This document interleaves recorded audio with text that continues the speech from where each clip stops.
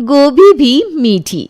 ये कहानी शुरू होती है फ्रेंड्स बुक से, जहां ऋषि को कई सालों के बाद अपनी स्कूल फ्रेंड किम्मी का मैसेज आया था। अब हर रोज किम्मी और ऋषि बातें करने लगे थे। बातों के साथ साथ मुलाकातों का सिलसिला भी शुरू हो गया था। एक सुबह व्हाइट शर्ट पहनकर, परफ्यूम लगाकर, घड़ी पहना हुआ ऋषि अपने कमरे से बाहर निकलता है। ये लीजिए, 9 बजे नहीं कि आपके लाड साहब बाहर घूमने जाने के लिए तैयार हो गए। जब देखो आपको बस मेरे लाडले को ताना देना होता है, ये नहीं कि कभी तारीफ करते। बिल्कुल ऋतिक रोशन जैसा लग रहा है मेरा बेटा। सच में क्या? अच्छा लग रहा हूँ मैं मम्मी? और नहीं तो क्या, बिल्कुल मेरा राजा बेटा लग रहा है। वैसे बेटा, मैं ना तुझसे एक बात कहना चाहती थी। इतने दिनों से तेरी बातचीत जिस लड़के से चल रही है ना। लड़की? कौन लड़की? नहीं तो मैं किसी लड़की को नहीं जानता मम्मी। बाप रे बाप, ये तो खड़े खड़े इंसान निकल जाए। ये बाल ऐसे ही सफ़ेद नहीं हुए ऋषि बेटा। तुम किसी लड़की के साथ घूम फिर कर उसे छोड़ दो, ऐसा मैं होने नहीं दूंगा। आप चुप रहेंगे जी? जवान बेटा है, मैं बात कर रही हूँ ना। देख बेटा, अगर तेरे मन में इस लड़की के लिए कुछ है तो हमें बता दे, हम उसके घर रिश्ता लेकर चले जाएंगे। और अगर ऐसा कुछ नहीं है तो तेरे पापा जी ने एक लड़की देख रखी है तेरे लिए, हम उसके यहाँ बात चला देते हैं। नहीं नहीं मम्मी, ऐसा करने की कोई ज़रूरत नहीं है। मेरी लाइफ में एक लड़की है, किम्मी।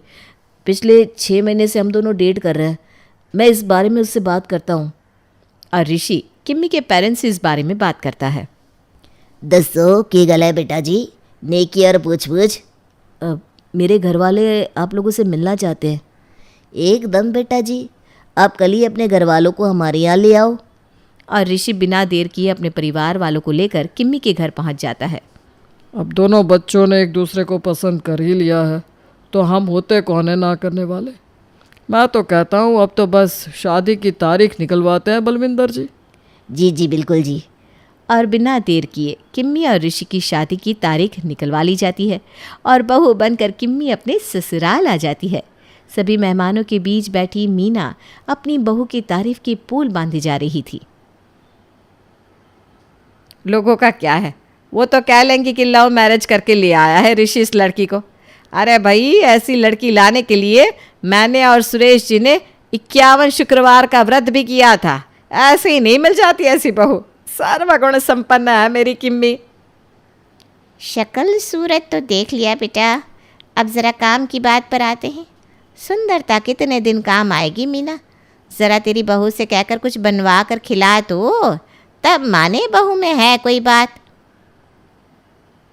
इस बारे में तो हमारी कभी बात ही नहीं हुई। किम्मी, तुम्हें खाना बनाना आता है ना? बहुत अच्छे से ऋषि, ऐसी कोई भी डिश नहीं है जो मैं नहीं बना सकती। और अपनी साड़ी का पल्लू अपने कमर में डालकर किम्मी जाती है किचन में और 10 लोगों का खाना तैयार करके बाहर ले आती है। लीजिए सुषमा भाभी, पलक झपकने भर का वक्त नहीं लिया मेरी बहू ने, और सभी के लिए खाना बना कर ले आई। तो क्या ही बनाया होगा, एक मीठा? और सुनने में आएगा कि 10 लोगों का खाना बना दिया मीना की बहू ने। टकड़ा, रोटी, चावल, पनीर, पापड़, दमालो और खीर। हाँ डी जी, आपने सही कहा, मीठा तो एक ही है। एक साथ इतनी वैरायटी का खाना देखकर सुषमा के तो होश उड़ जाते हैं। हाँ तो कौन सी बड़ी बात है, मेरी बहू भी ना बहुत सारा वैरायटी का खाना बना लेती है, और वो भी सूट सटाक। अब खाना कैसा बनाए उस पर डिपेंड करता है ना बहू। और सुषमा चावल में दाल डालकर जैसे ही पहला चम्मच चखती है, इसे कहते हैं बाहर से सुंदर सड़ा हुआ अंदर। मीठी दाल? मीठी दाल कौन बनाता है मीना? ये है तेरी बहू के हाथ का खाना। मीठी दाल क्यों बनाएगी मेरी बहू? रुक ज़रा, मुझे चखने दे। और जैसे ही मीना दाल चखती है उसके चेहरे का रंग उड़ जाता है। लगता है बहू ने गलती से नमक की जगह चीनी डाल दी है खाने में। बात को संभालना पड़ेगा। अरे तो क्या गलत किया मेरी बहू ने? अपनी पहली रसोई में नमकीन चीज़ बना देती क्या? अगर ये सिर्फ मिठाई बनाती तो तू वैसे ताने मारती, इसलिए बेचारी ने पूरा का पूरा लंच तैयार कर दिया, पर ज़रा मिठास डालकर। और वैसे भी ना तेरी कड़वी ज़ुबान को मीठे की ज़्यादा ज़रूरत है। और कुछ इस तरह मीना अपनी बहू को बचा लेती है मेहमानों की जाने के बाद। बहू ने पहले ही इतना खाना बना लिया है, अब उससे क्या दोबारा खाना बनवाना। बाहर से मंगवा लेते हैं खाना। पापा जी आपको खाना ठीक नहीं लगा क्या? मैं फिर से बना देती हूँ ना। हाँ बहू, बस ज़रा चटपटा बनाना खाना। इससे पहली बार ना ज़रा सादा बन गया था। और ज़रा नमक चीनी का ख्याल रखना हाँ बाबू।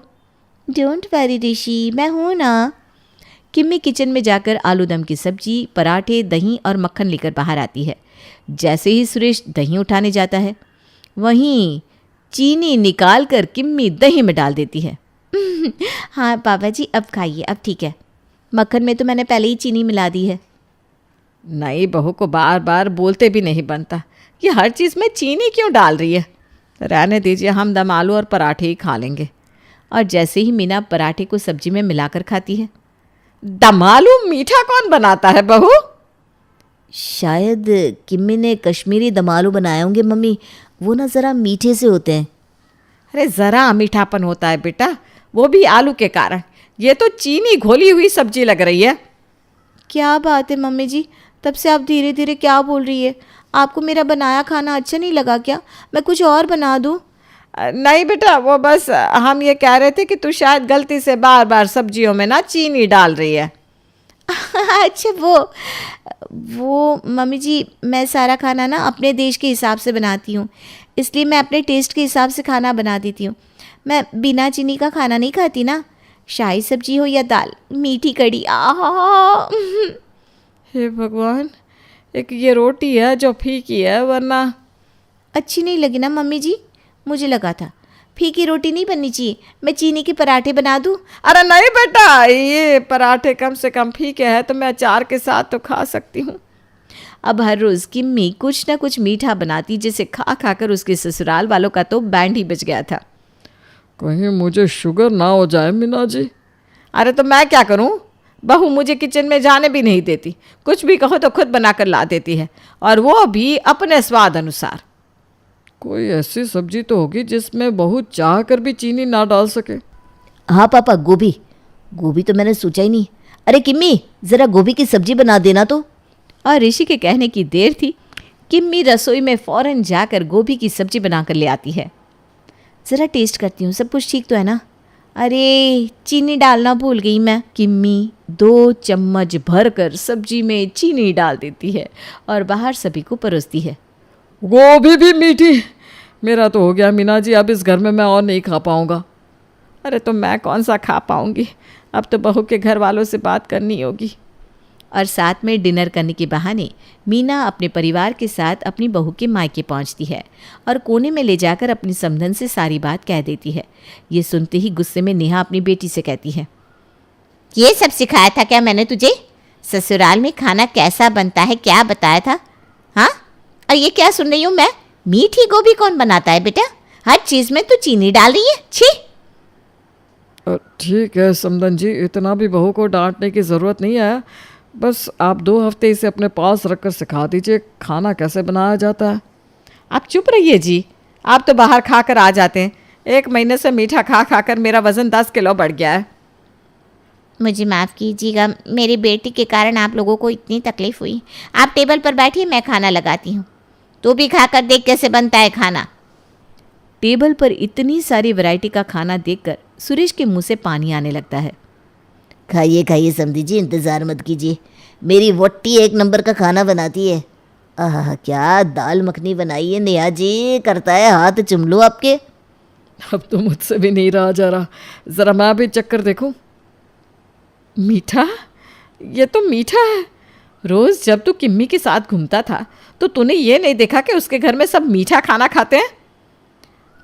मैं किम्मी से खाना नहीं बनवाता था मम्मी, और मम्मी जी ने तो पराठे भी मीठे बनाए। इस खाने की बात कर रही थी आप समधन जी? पसंद आया ना आपको? वही तो गुड़ डालकर बनाया है मैंने पराठे। और ये सब्जी चीनी का इस्तेमाल नहीं हुआ कहीं, शकरकंदी और केले डाले हैं मैंने इसमें। और ये दाल की तो मेरी अलग ही रेसिपी है। इसमें ना मैं गुलकंद डालती हूँ, देख रही है ना किम्मी? हाँ मम्मी। अब समझ में आया प्रोडक्ट क्यों ख़राब है। यहाँ तो गोडाउन में ही डिफ़ॉल्ट है। आप रहने दीजिए समधन जी। अगर मैं इसे आपके पास ट्रेनिंग के लिए छोड़कर चली गई तो जो बची कुची कसर है वो भी पूरी हो जाएगी। गुलकंद की दाल से तो अच्छी अपनी मीठी गोभी ही है मम्मी। भाई जो अच्छी बहू है वो तो अच्छी ही रहेगी, और जो बुरी उसका क्या कहना। लेकिन क्या हो कि दोनों ही बुरी हो और बनने की कोशिश करे अच्छी। माँ जी, ये लीजिए आपका चश्मा, और ये रहा तेल। अरे ले आई तो चश्मा, पर तेल किस लिए? कैसी बात कर रही है माँ जी? ये तेल मैंने अपने घर से मंगाया है। वो आपके घुटनों में दर्द रहता है ना, इसलिए मैंने माँ से कह के आपके लिए एक बढ़िया तेल मंगाया है। घुटनों पर लगाते ही आपका दर्द चला जाएगा। है सच्ची? तब तो मुझे एक बार लगाकर देखना ही होगा। माँ जी आप बोले तो मैं लगा दूं क्या? अरे नहीं नहीं बहू, बाद में लगा लूंगी मैं। माँ जी अब मैं आ ही गई हूँ तो लाइए ना, मैं मालिश कर देती हूँ, आपको आराम मिलेगा। वैसे जिठानी जी, ऐसे तेल बहुत मिलते हैं, इसका मतलब ये तो नहीं कि हर तेल असर करता ही है। माँ जी आप ये छोड़िए और आप इन दवाइयों को खाइए। सोना बहू, ये किस चीज की दवाई है? माँ जी ये विटामिन की दवाई है, ये दर्द कम करने में मदद करेगा। तुम दोनों ऐसा करो, इनको यहीं रख दो और अंदर जाकर काम करो। सोना और मोना अंदर चली जाती है। शाम को बहू जल्दी से खाना परोस दे, बहुत भूख लगी है। हाँ माँ जी क्यों नहीं, आज का खाना सब आपकी पसंद का बना है। वाह भाभी, आज क्या मम्मी का बर्थडे है जो आपने सारा खाना मम्मी की पसंद का बनाया है? वैसे लग रहा है कि आप दोनों में कोई कंपटीशन चल रहा है। माँ जी आप ये खाना छोड़िए, ये सब आपकी सेहत के लिए ठीक नहीं है। इस खाने में बहुत तेल और मीठा है जो आपकी सेहत पर बुरा असर डाल सकता है। आप ये खाइए, ये एकदम हेल्दी है। ये क्या है मोना बहू? माँ जी ये हरी सब्जी, रोटी और सलाद है जो आपके लिए एकदम ठीक और अच्छा है। भाभी जरा हमारी तरफ भी ध्यान दीजिए, घर में माँ के अलावा और लोग भी है। यहाँ कोई बेस्ट बहू का कंपटीशन नहीं चल रहा जो आप लोग माँ को इम्प्रेस कर रहे हो। ये आपको कैसे पता? मतलब ननद जी ये आप क्या बोल रही हैं? हम ये सब माँ जी को इम्प्रेस करने के लिए थोड़ी ना कर रहे हैं, और ना ही उनकी नज़रों में उठने के लिए। हम तो ये सिर्फ हमारी प्यारी सी सासू माँ के लिए कर रहे हैं, उनके अच्छे के लिए कर रहे हैं। बढ़िया आई, इनका तो पता नहीं, लेकिन मैं बस यही चाहती हूँ कि माँ जी जैसी भी रहे, खुश और तंदुरुस्त रहे। आप दोनों को देखकर तो ऐसा लगता नहीं। ये सब छोड़िए, मेरे लिए भी खाना परोस दीजिए। हाँ हाँ, नहीं तो खाना ठंडा हो जाएगा।